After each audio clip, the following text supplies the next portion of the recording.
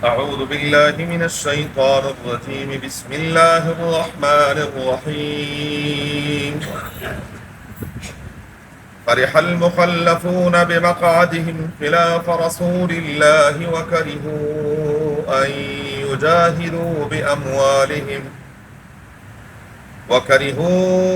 أن يجاهدوا بأموالهم وأنفسهم في سبيل الله وقالوا لا تنفروا في الحر قل نار جهنم أشد حرا لو كانوا يفقهون فليضحكوا قليلا وليبكوا كثيرا جزاء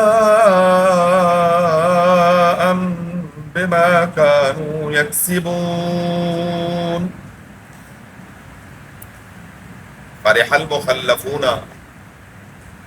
خوش ہوئے پیچھے رہنے والے، بمقعدہم اپنے بیٹھنے پر، خلاف رسول اللہ اللہ کے رسول صلی اللہ علیہ وسلم کی مخالفت کرتے ہوئے، وقالو وکرہو اور ناپسند کیا انہوں نے، ان یجاہدوا باموالہم وانفسہم یہ کہ وہ جہاد کریں اپنے مالوں اور اپنی جانوں کے ساتھ، فی سبیل اللہ اللہ کے راستے میں، وقالو اور انہوں نے یوں کہا، لا تنفروا فی الحر نہ مت نکلو گرمی میں، قل آپ فرما دیجئے میرے محبوب صلی اللہ علیہ وسلم، نار جہنم جہنم کی آگ، اشد حرا بہت گرم ہے، اللہ ہم سب کو محفوظ فرمائے، لو کانوا یفقہون کاش وہ کچھ سمجھتے،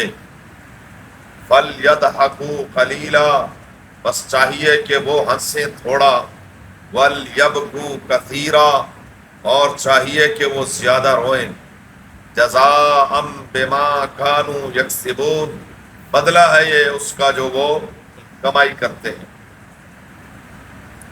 فرح المخلفون بمقعدہم خلاف رسول اللہ، سورہ توبہ کی آیت نمبر 81 اور 82 ہے۔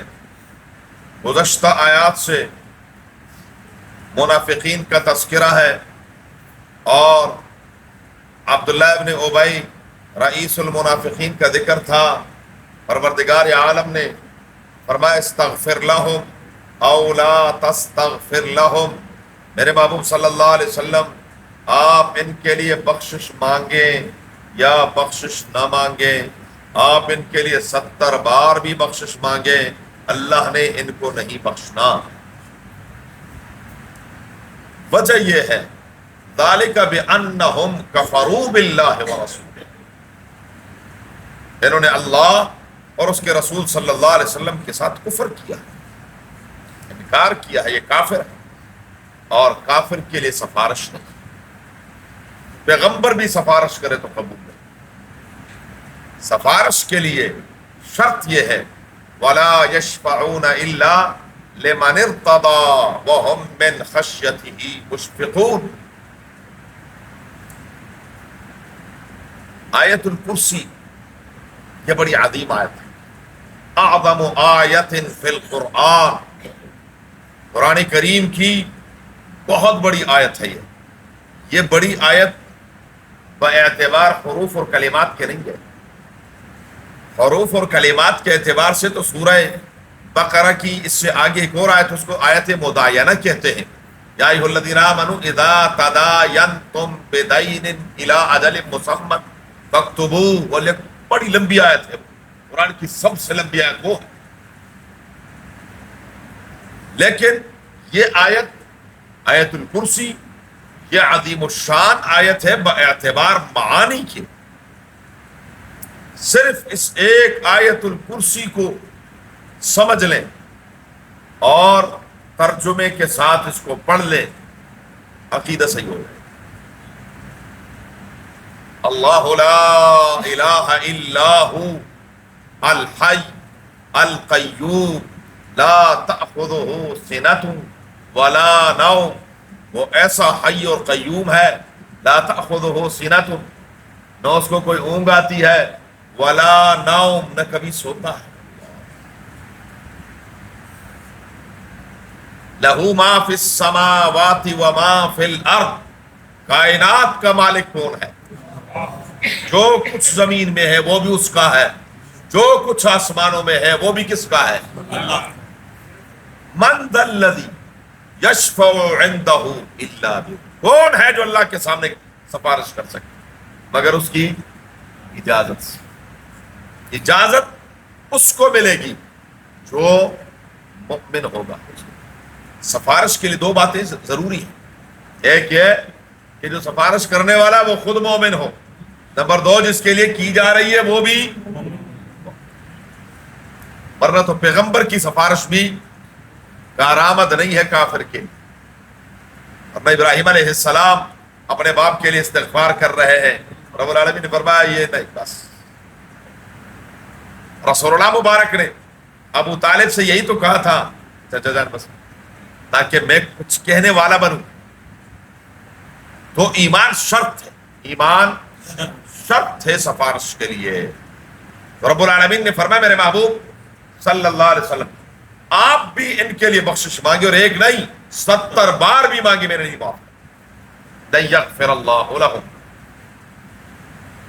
غزوہ تبوک کے لیے جب مسلمان مدینہ منورہ سے نکل گئے اور پیچھے رہنے والے منافقین نے بڑی خوشیاں منائی، اچھا ہو گیا رہ گئے، اور جی تسی بھی تھے، ہاں بہت بڑا چنگا کیتا ہی، بہت اچھا ہوا آپ گئے نہیں، اس گرمی میں کون جائے، نعوذ باللہ دماغ خراب ہے ان کا، لگ پتہ جائے گا وہاں پر، روم سے مقابلہ ہے سپر پاور سے، ان کو لگ پتہ جائے گا، بڑی خوشی۔ رب العالمین نے اس کا ذکر کیا، فرح المخلفون بمقعدہم خلاف رسول اللہ، خوش ہوئے وہ جن کو پیچھے رکھا گیا، مخلفون کا معنی جن کو پیچھے کر دیا، کس نے کیا؟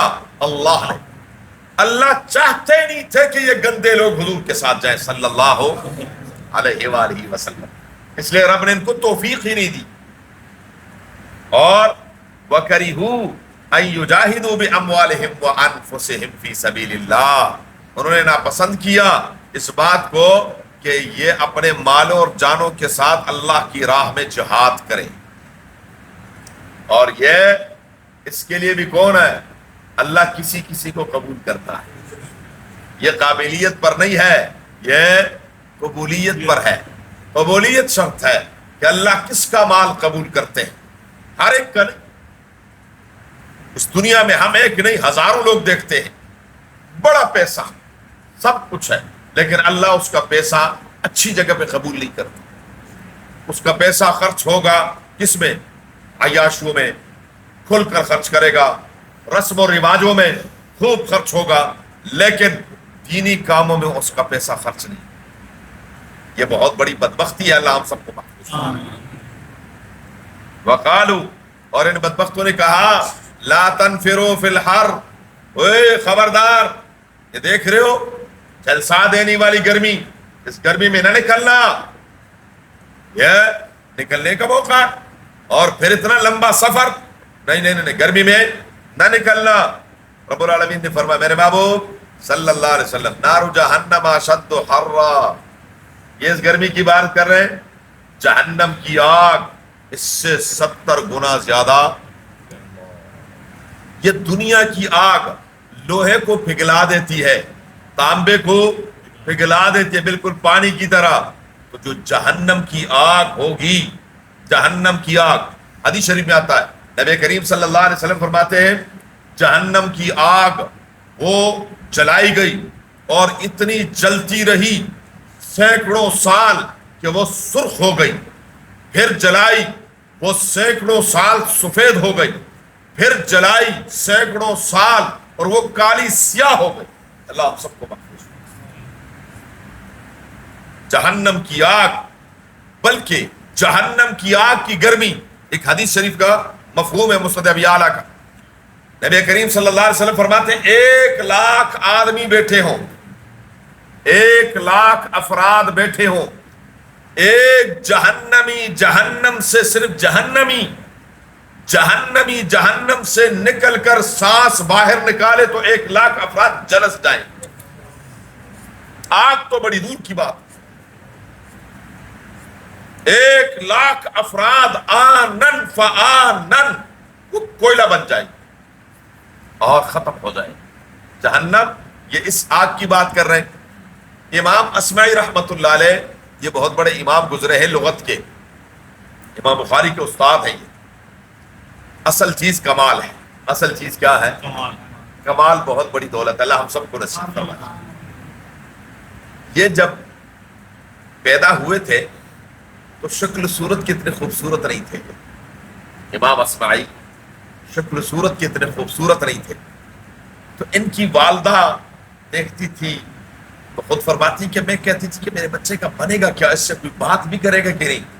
کھوجا سا تو ہے، اس کو ہم کہتے ہیں کھوجا، عجیب سا، خوبصورت نہیں تھے. انہوں نے کمال حاصل کیا اور کمال ایسا حاصل کیا کہ لغت کے امام بن گئے. لغت کے یہ مارے مارے پھرتے تھے دیہاتوں میں، کیونکہ لغت شہروں میں نہیں ملتی. شہروں میں لغت، اب یہاں لاہور میں پنجابی کی لغت مل سکتی ہے، ہمارے جیسے پٹھانوں نے آ کر اس کے پاؤں ہاتھ سب کو توڑ دیے. تو یہاں پیور زبان نہیں ملتی. اصل زبان پیور ٹھیٹ پنجابی جس کو کہتے ہیں وہ آپ کو کہاں ملے گی؟ دیہاتوں میں ملے گی. وہ دیہاتوں کے بابوں سے آپ ملے، وہ آپ کے ساتھ ٹھیٹ پنجابی میں بات کریں گے، ایسے الفاظ بولیں گے لاہور کے پنجابی بھی اس کو نہیں سمجھ سکیں گے. تو یہ دیہاتوں میں پھرتا تھا عربی کی لغت اور اس کو اکٹھا کرتا تھا. خیر یہ اتنے بڑے امام بنے. ہارون الرشید بنو عباس کے بہت بڑے خلیفہ گزرے ہیں. ان کے 2 بیٹے تھے، امین الرشید اور مامون الرشید. تو امین اور مامون کے لیے ان کو استاد رکھا. تو ایک دن جب ہارون الرشید باہر نکلے تو امین پانی ڈال رہا تھا اور حضرت وضو فرما رہے تھے. لوٹا، یہ ٹوٹیوں کا زمانہ تو نہیں تھا، لوٹے تھے. تو غصے ہوئے، سخت غصے ہوئے ہارون الرشید شہزادوں پر کہ یہ کیا بکواس ہے، حضرت اپنے پاؤں خود دھو رہے، ایک پانی ڈالو دوسرا پاؤں دھو. یہ کیا ہے؟ کمال. کمال کمال بڑی چیز ہے. کمال بڑی چیز ہے.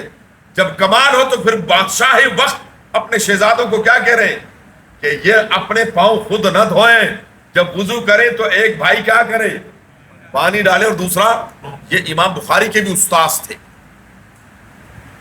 یہ ایک دن گرمی کا موسم تھا، شدید گرمی، اور مکہ مکرمہ میں تھے. تو مکہ مکرمہ میں گرمی ویسے ہی زیادہ ہوتی ہے. آپ دسمبر جنوری میں بھی چلے جائے تو وہاں اے سی کے بغیر گزارا نہیں ہوتا. مکہ بہت گرم ہے. تو یہ یہاں سے نکلے، رمضان آ گیا اور مکے میں رمضان روزے رکھنا بڑا مشکل تھا. تو انہوں نے کہا چلو رمضان کے روزے رکھتے طائف. طائف بڑا خوبصورت علاقہ، ٹھنڈا علاقہ ہے. تو انہوں نے کہا چلو طائف چلے جاتے.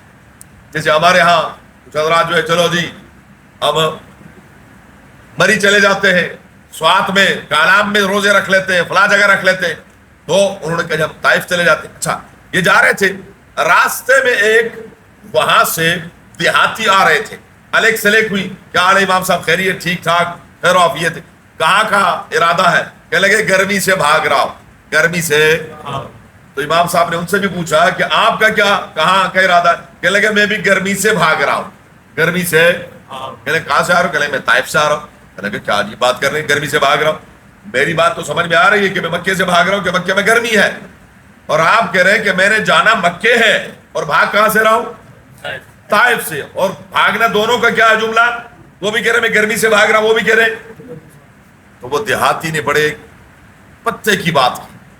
اس نے کہا کہ روزے رکھتا ہوں مکے میں تاکہ وہاں کی گرمی سے بچ جاؤں.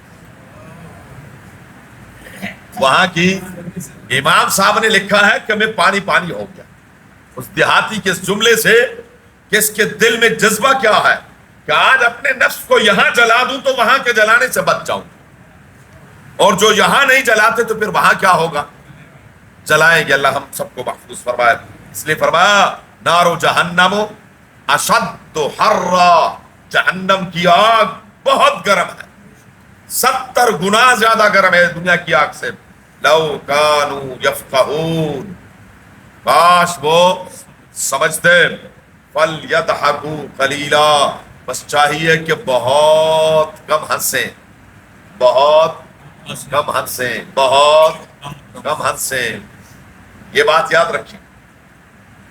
دونوں جہانوں کے سردار امام الانبیاء صلی اللہ علیہ وآلہ وسلم کے بارے میں احادیث میں صرف ہنسنے کے حوالے سے دو لفظ آتے ہیں، ایک فضحک النبی صلی اللہ علیہ وسلم، اور ایک ہے فتبسم رسول اللہ صلی اللہ علیہ وسلم۔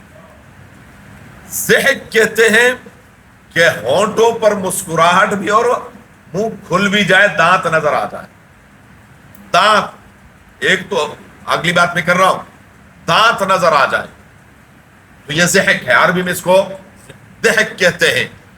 اور ایک ہے تبسم، تبسم یہ ہے مسکراہٹ کہ وہ صرف ہونٹوں پر پھیل جائے لیکن منہ نہ کھلے، منہ نہ کھلے۔ ضحک کا تھوڑی سی آواز بھی ہوتی ہے ضحک میں، لیکن وہ آواز کون سی ہے کہ انسان خود تو سن لے، ساتھ والا بھی نہ سنے، ساتھ والا بھی نہ سنے، اس کو عربی میں کہتے ہیں ضحک۔ تو رسول اللہ مبارک سے یہ دونوں ثابت ہیں۔ کسی موقع پر کیا ہے فضحک النبی صلی اللہ علیہ وسلم، اور کسی موقع پر فتبسم رسول اللہ صلی اللہ علیہ وسلم، حضور مسکرائے۔ ایک ہے قہقہا، قہقہا فقہا کی اصطلاح میں قہقہا اس ہنسنے کو کہتے ہیں کہ بندہ خود بھی سن لے اور اس کا ساتھی بھی سن لے، اس کو کیا کہتے ہیں قہقہا۔ یہ تفصیل اس لیے فقہا کرتے ہیں، اللہ ان کی خبر پر کروڑہا رحمت نازل فرمائے، کہ اگر نماز میں ایک شخص کو ہنسی آ گئی تو تبسم سے کچھ نہیں ہوتا، ضحک سے نماز ٹوٹ جائے گی، قہقہے سے وضو بھی ٹوٹ جائے گا۔ تو اس لیے وہ تعریف کرتے ہیں کہ ضحک وہ ہے ہنسنا کہ انسان صرف خود سن لے ساتھی، اور قہقہا وہ ہے جو خود بھی سن لے اور ساتھ والے بھی سن لے۔ اور ایک ہے ہمارا ہنسنا، اس کے لیے میں کہتا ہوں عربی ڈکشنری میں لفظ ہی نہیں ہے، ہم تو ہاں ہاں اتنا منہ کھول کے اور وہ اسلام پورے بازار تک آواز آتی، یہ غفلت ہے، یہ غفلت کا ہنسنا ہے۔